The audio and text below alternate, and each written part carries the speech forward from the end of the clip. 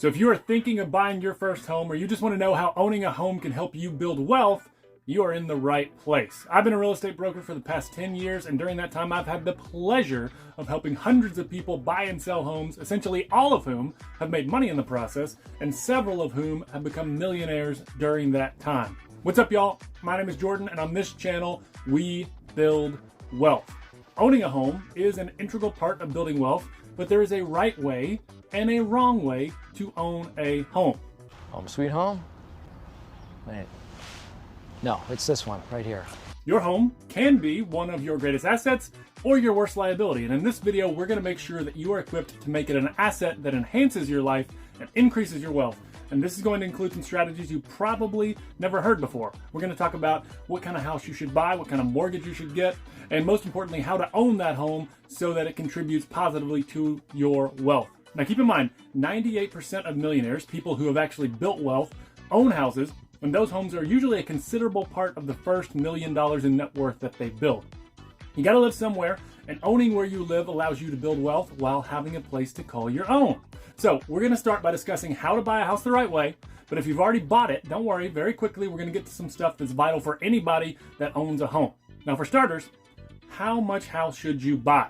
Now, there are a lot of guidelines out there. Dave Ramsey's famous guideline is no more than 25% of your take-home pay on a fixed-rate 15-year mortgage. Now, I realize that sounds extremely conservative. Other folks, lenders, will tell you that you should borrow as much as you can, sometimes up to 50% of your income.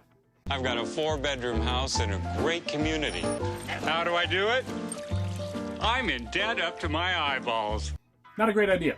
Tom Stanley, who wrote The Millionaire Next Door and studied thousands of wealthy folks, suggests that if you want to build wealth, you should never purchase a home that requires a mortgage that is more than twice your annual income. And I think that's a really good rule. Now, these are just guidelines. They're not strict, and you can push the boundaries if you want to. And I'm well aware that these can be difficult, especially in today's market. But the good things in life are difficult. I don't know what else to tell you.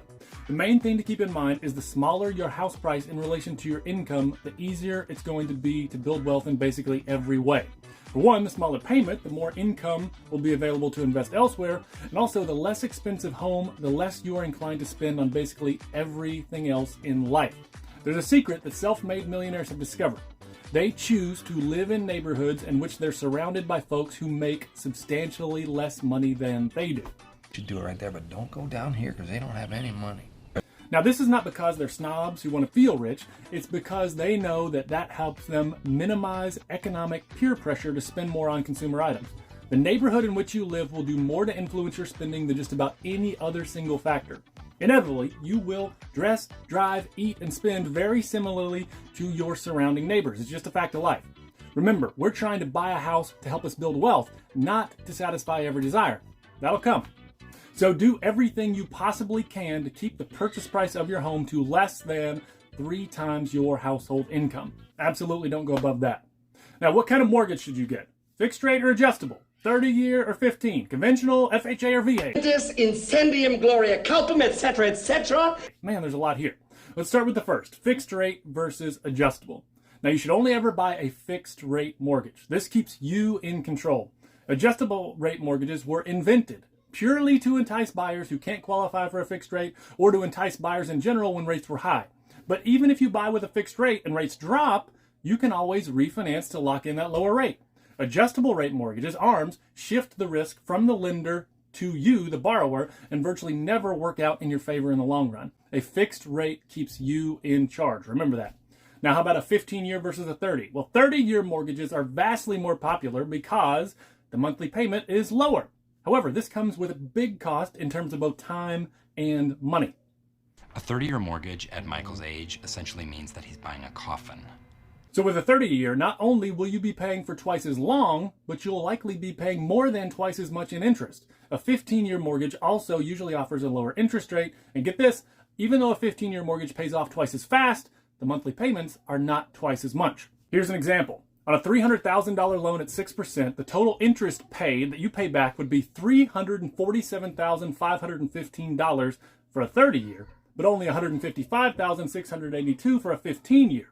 But the payment would be $1,789 for the 30-year and $2,531 for the 15.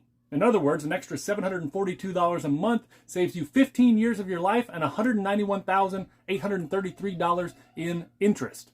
Note, this example doesn't even factor in the lower rate you can expect with a 15-year mortgage. That's the way to go.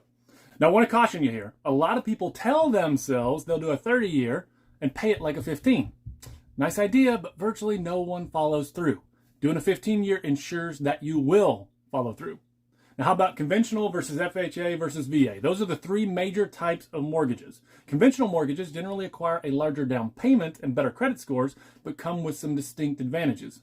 For one, if you put down at least 20% on a conventional mortgage, you can avoid something called PMI. That stands for Private Mortgage Insurance, and it protects the lender, not you, in the event of foreclosure. No benefit to you. And it usually costs between 1% and 2% of your entire mortgage, so it can be pretty substantial. The good news is that with a conventional mortgage, even if you put down less than 20% initially, you can get that PMI removed once your loan to value hits 80-20. You pay down your mortgage or your equity builds up otherwise.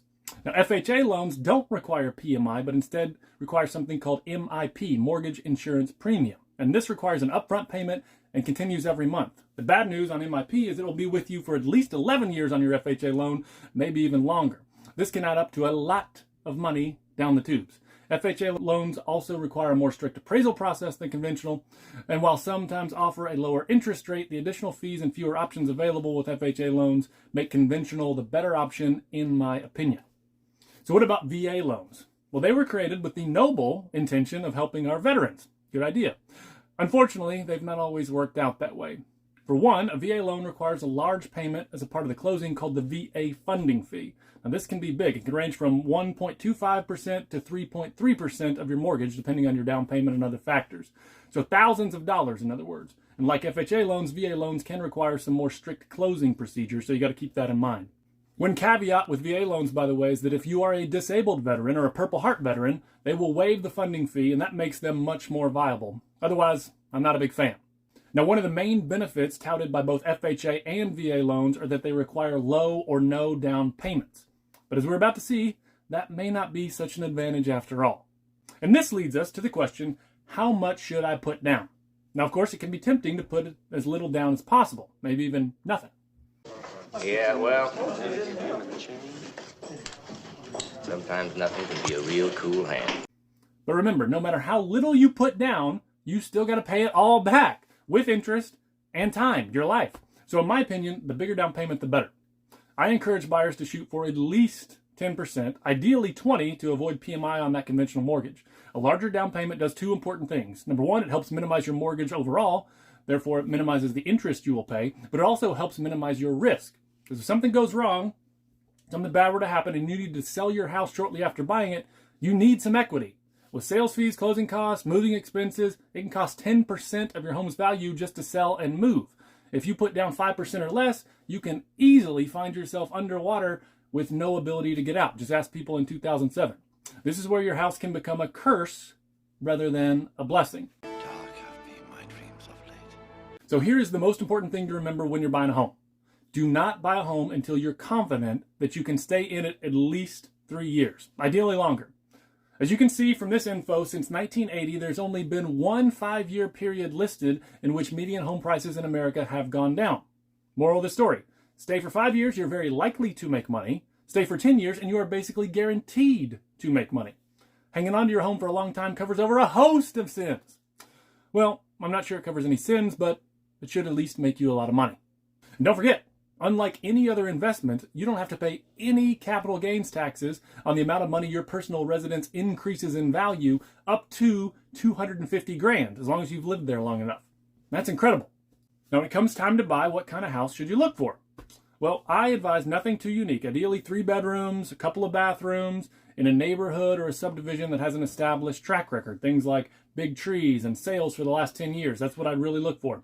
Price-wise, you want to buy in the bottom to the middle of the neighborhood. Those houses are going to appreciate much faster than those at the top of the neighborhood. Now, when it comes to inspections, what kind of inspection should you get? Well, always get a general home inspection. I cannot stress this enough. You should be most concerned about the larger systems and structures of the house, things like the heat and air conditioning units, the roof, the foundation. These are expensive and can affect your entire home.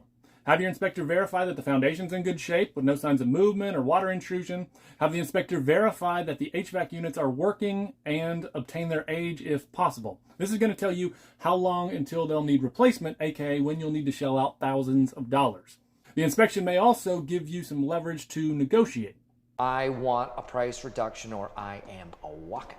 Now, in most areas of the country, termites can be a really big problem. They cause massive amounts of damage, and much of it can go undetected. It's absolutely worth the money to have a qualified technician inspect for signs of termites and termite activity. This will let you know if the property needs to be treated for termites and may tip you off to investigate damage that they've already done.